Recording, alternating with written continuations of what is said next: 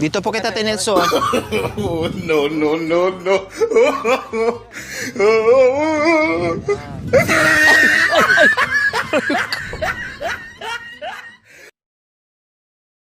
Magandang hapon po sa ating lahat mga kabayan. Habang tayo ay tinawid itong 13 na ilog po mga kabayan, ay nadaanan natin, no? Ayan si Tatay, napansin natin na nakaupo, no? Nakaupo, nakapatong sa bato po mga kabayan. Ano kaya ang binabantay ni Tatay diyan? Ano kayang inaantay ni Tatay diyan? Bakit marami namang lilim? Bakit nandiyan talaga siya sa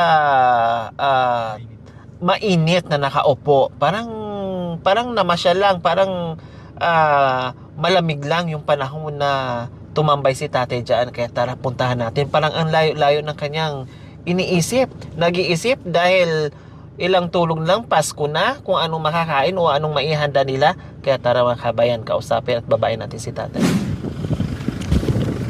So nakita nyo naman po mga kabayan, no? Ito yung tinawid namin.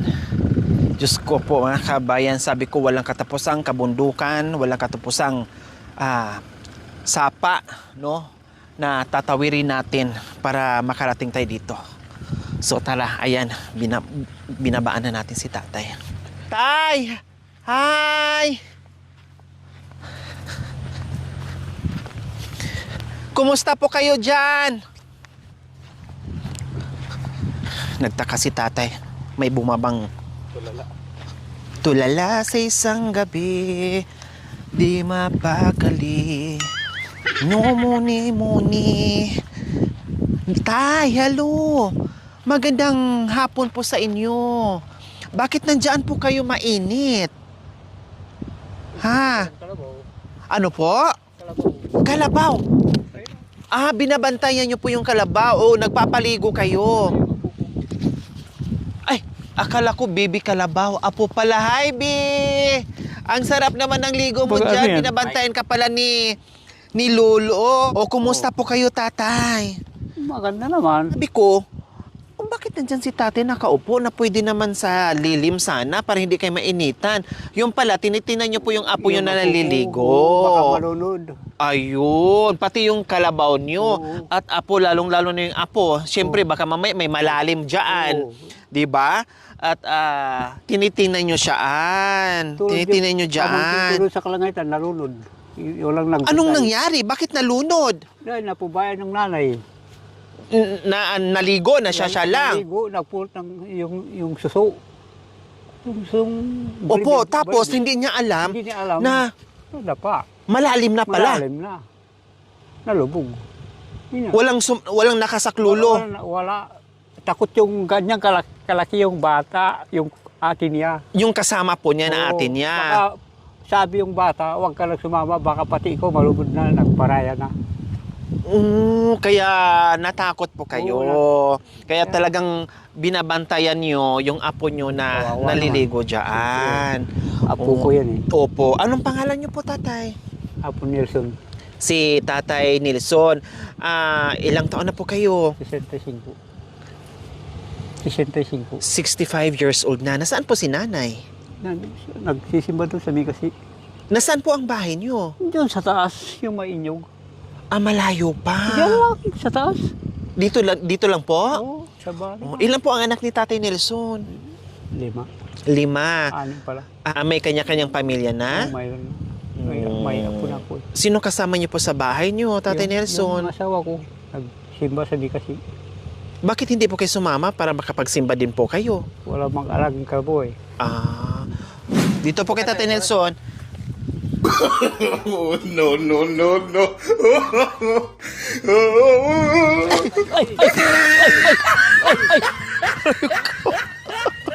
Ano pa yan? Ang baba kasi ng upuan. Namamasal ka lang, sa kakapawapilay. Ang sakit na balaga ko, Tatay Nelson. So, Tatay Nelson, kumusta naman po dito sa bundok? Hirap din. Kaya lang, dati na kami dito. Tinatinan mo yung bata, ha? Yung apo ko. Mahirap pero talagang dito na po kayo nakatira. Dito ako pinanganak. Kaya nagtataga kami dito. Ano po ang hanap buhay niyo po dito, Tatay Nelson? Tanim ng palay, kunti. Isang dalawang balde, ganyan. Sarili niyo pong pananim. Bukod doon sa palay, ano pa po yung mga pananim niyo pong gulay? Gabi, ganyan. Gabi. Ano pa po? Baka magpusod sa akin. Puso ng sagay. Pero Tatay Nelson, siguro, ang hirap namang magbaba ng mga pananim nyo, yung mga kalakal nyo dun sa bayan. Kasi sa sapa pa lang, ilang sapa na ang tatawirin. Pag ulan na, dito sa amin, dapat may bigas ka lang kahit na isang kalahating kaban. Bakit po? Kasi hindi ka lang makatawid eh. Tama. Kaya naitanong ko po yung tatay, kasi alam ko na isasagot nyo. Hindi makakatawid kasi may natanungan kami dyan, Oo. 13 sapa ang tatawirin. Oo.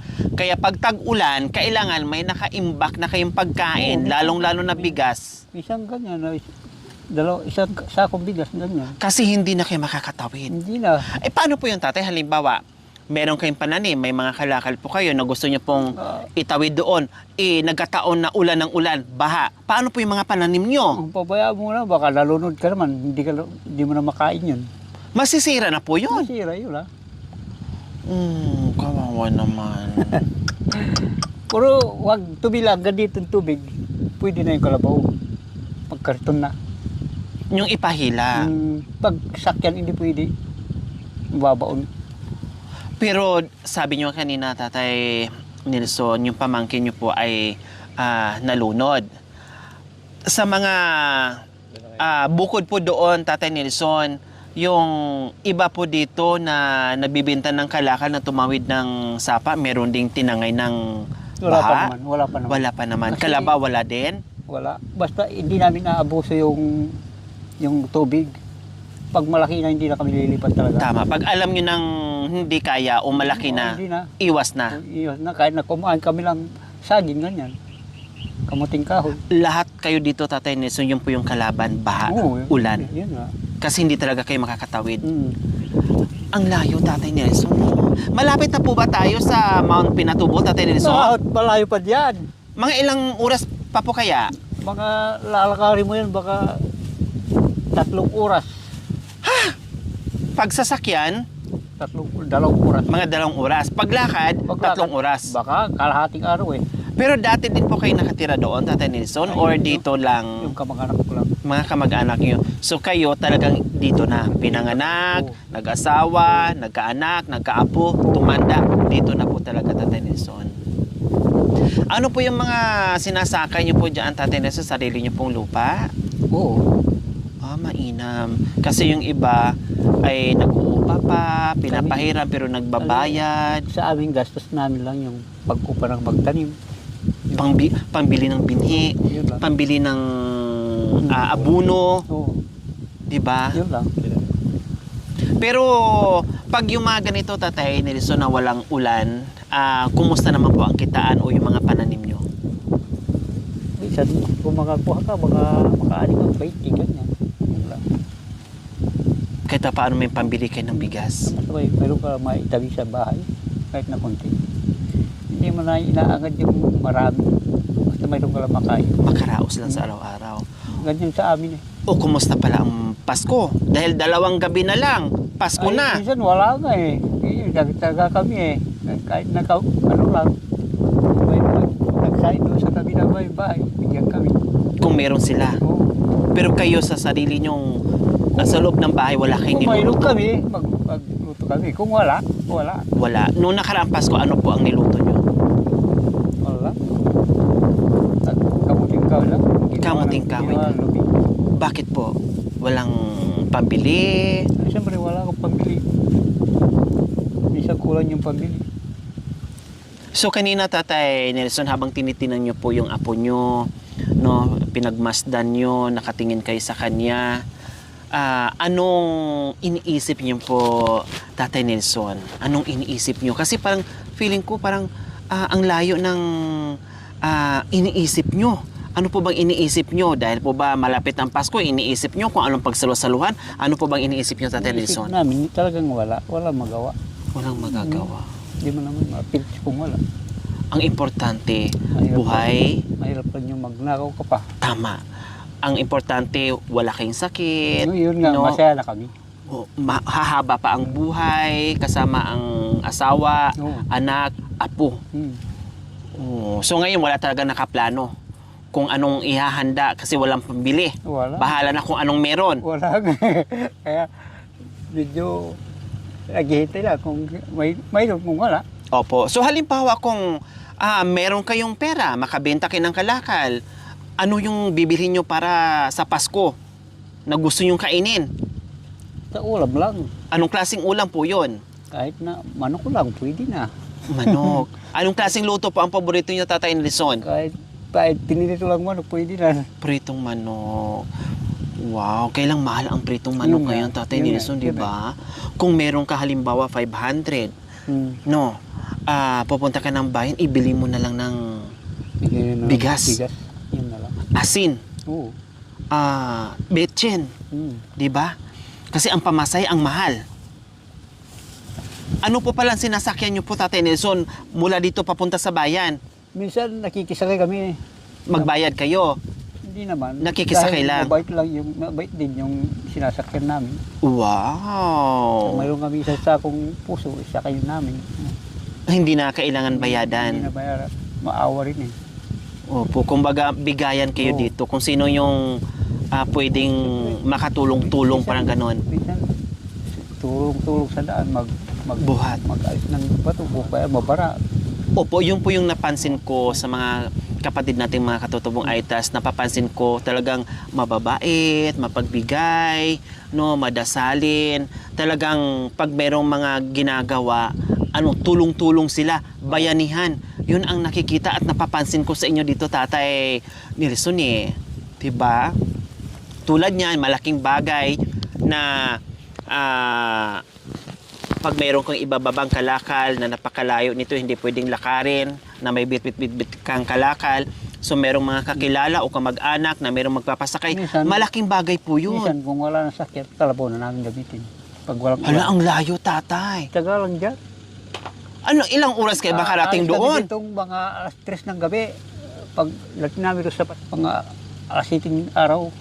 Oh my gulay. 3, 4, 5, 6, 7. 4 na oras ang lalakbayan sa Kalabaw. Oo, 4. Grabe, no. Kung walang magsakay ng kargamo, Wala. Hindi ka makabenta. may binta mo pero matagalan ka. Diyos ko.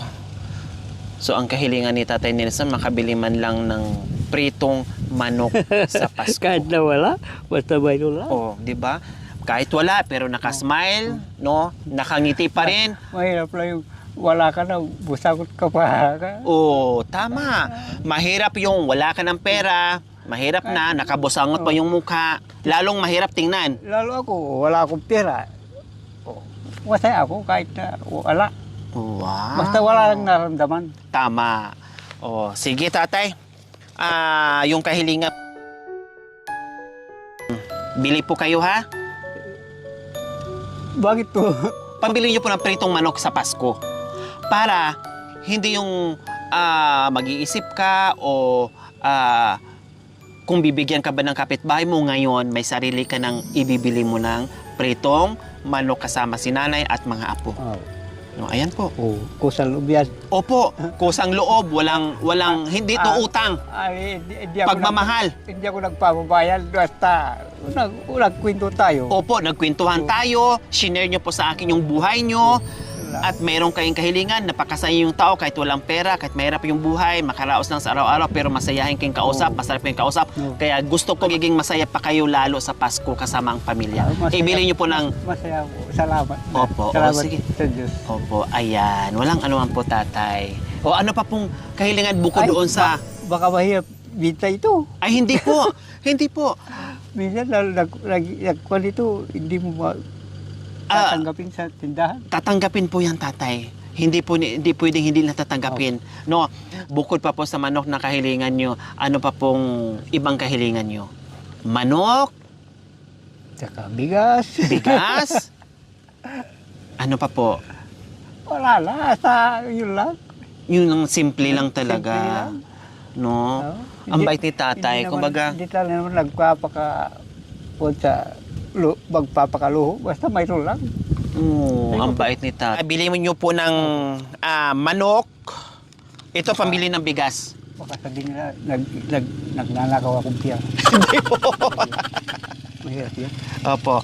So, pambili ng manok, Opo. pambili ng bigas. Opo. Ano pa po ang bibilhin nyo? Wala na. Yun lang. Kaya yung bigyan ko sa apo ko. yun O, lang. sige. Bili-bili nyo po sa apo nyo o regalo kay nanay. O, di ba? Siyempre, sa Pasko, kailangan may regalo din kayo. Bilhan mo si nanay, bilhan mo sarili mo, bilhan mo rin si apo mo. Dagdagan ko pa. Ay, salamat. Ay, Diyos ko po. Gusto ko magiging masaya kayo. Ay, masaya ko. Ay, Opo. Kasi alam kong masiyahin na kayo, pero gusto Opo. ko pang madagdagan ang saya nyo sa Pasko at Bagong Taon. sirti ko pala dito sa tabi ng ilog. Opo.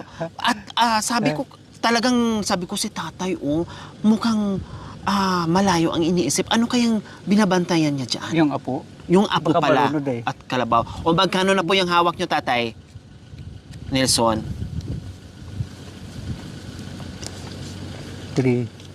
3,000. O, manok, ayos na? Uwi din na po sa bigas ito. Sa Bigas? Oo. Uwi din ako sa Ayos bigas. na? Sa ibigay kahit na 10 sa apo ko. Ganyan. At regalo sa apo, at regalo sa sarili mo, at regalo kay nanay, okay na? Opo. Siyempre, hindi lang manok, Oo. hindi lang karning manok, bumili ka pa ng karning baboy. Baka maubos yung pera mo. Okay lang po Bakit? kahit maglakad ako dito. Bakit? Lalakbayin ko yung 13 sapa, okay lang basta mapasaya ko lang kayo, hindi baling maubos pera ko. Hinuldatok ka mo yung matandang baluga. Ay, huwag niyo pong sabihin na baluga. Huwag po, mahal na mahal ko po kayong mga katutubong aitas kasi napamahal ako, alam niyo kung bakit, tatay. Hindi lang po kayo ang natulungan ko. Halos natulungan ko itong buwan, buwan ng pagmamahalan, buwan ng pagbibigayan, no, ay puro katutubong aitas. Salamat. Pabalik-balik ako sa mga kabundukan kung saan-saan sinusuot ko yan kahit kay layo tulad nito, umaakyat, baba, akyat, baba, at tawid ng sapa. 13 sapa ang tinatawid para marating ko po na kagaya nyo na mabigyan ko ng pagmamahal. Ay, salamat po, Diyos ko. Kasi alam ko ang buhay nyo, alam ko ang sipag nyo, alam ko ang bait nyo, alam ko ang tiyaga nyo dito. Walang reklamo tulad ng buhay mo ngayon, na kontento na kung anong meron dyan. Hindi naghahangad ng ano pa na sobra-sobra. Kontento sa simpleng pamumuhay. Pero nakuha nyo pang ngumiti, tumawa sa akin kay pag-usap. Siyempre, maligaya ka sa Pasko kahit na wala kang pera. Kung mayroon, salamat. Yun lang. O magkano na po yun?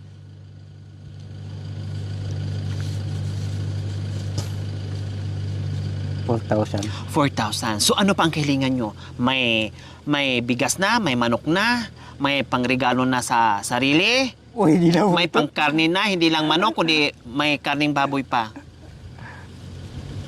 Uy, hindi na po ito. Ha? Baka sabihin lang, kidnapper ako. Hindi po. Kasi ang bait-bait yung kausap na nangibabaw at damak ko yung kabaitan nyo. Ay, salamat po. O itudo ko na, tatay. Dagdagan ko pa yan. Ay, Dagdagan ko pa. daw sa puso mo, madam. Ha? Daw sa puso mo, madam. Pagmamahal. Dahil sabi nga ng Panginoon, magmahal ka sa kapwa mo. Ibigin mo ang kapwa mo. So, yung pagmamahal na yun, kasama ka na doon. Salamat po. 5,000 na po yan, tatay, ha? Salamat. Bumili ka ng pagkain, walang ano man po, Tatay Nelson. Pagkain, Pwede na bigas, bumili. sa Pasko, sa New Year, at mamaya ma-surprise. Tamang-tama, sabi niyo po, si nanay nasa simbahan. Opo. Alam ko nang dinadasal ni nanay. Sabi niya, Lord, bigyan mo kami ng lakas ng katawan sa araw-araw. Lord, bigyan mo kami ng biyaya. Lord, bigyan mo kami ng mahaba pang buhay. Pag uwi niya, yung mga dasal niya, nasagot ka agad. Kaya pala hindi ka nakasama habang nandoon si tata at habang nandoon si nanay nagsisimba, nagbabantay ka sa apo nyo at kalabaw nyo kasi may biyaya palang darating. Ay, salamat po. Mamaya, pag uwi ni nanay, sabihin nyo po, i-surprise nyo. Tanungin nyo po muna, Tatay Nelson. Pakitanong nyo po, sabihin nyo po, anong pangalan ng asawa nyo po? Nanay Mar. Nanay Marlet, anong dinasan nyo kanina? O tanongin niyo po muna, tatay ha. Oo. Pag yung sinabi niya sa inyo na ganito, ganyan, bago niyo sabihin na may biyaya kayo. Totoo pala ako yung dasal mo. Opo. Yun. Pag sinagot niya, yun yung isasagot. Totoo pala yung dasal mo. O ganun ang gagawin niyo po, tatay ha. O anong mensahe niya po, tatay? Masaya po ba kayo sa pagkikita natin? Masaya ako. Masaya kayo. Pero kanina nakatitig kayo sa akin. Tinitigan niyo ako pagbaba ko ng sasakyan. Okay, dapil na. Takot ako eh. Kaya pala nakatitig kayo sa akin. Minsan kasi yung iba, kahit na hindi naman nilalahat. Opo. Minsan mayroon naguhuling tao, kulong sasakyan. Opo, tama lang yung ginawa nyo. Kasi pag mga strangers, kailangan mapagmatsyag, no? At wag basta-basta magtiwala kasi delikado din. Kaya tama lang yun, yung ginawa nyo. 'Di ba? Pero pag yung nakausap mo na okay naman, so doon na kayo magtiwala. No? Okay. Salamat po sa Diyos. Salamat sa iyo, sa Diyos.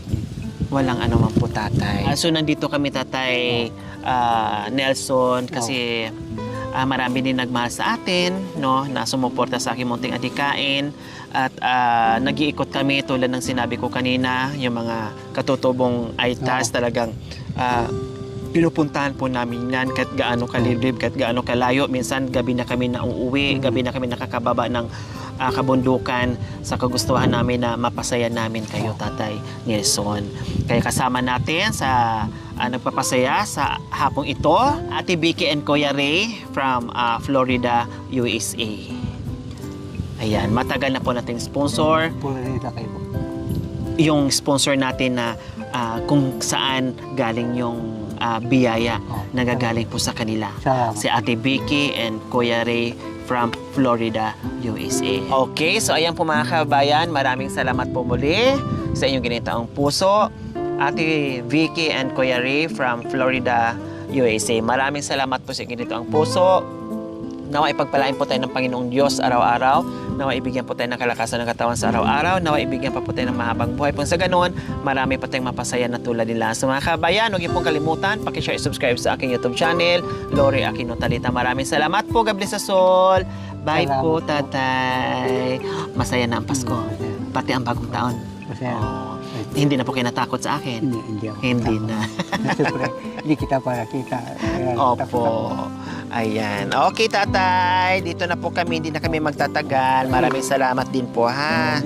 Iuwi ko na yung apo ko. Opo, uwi na kayo. Anong oras darating si nanay mamaya? Gabi siguro. Mamayang gabi pa.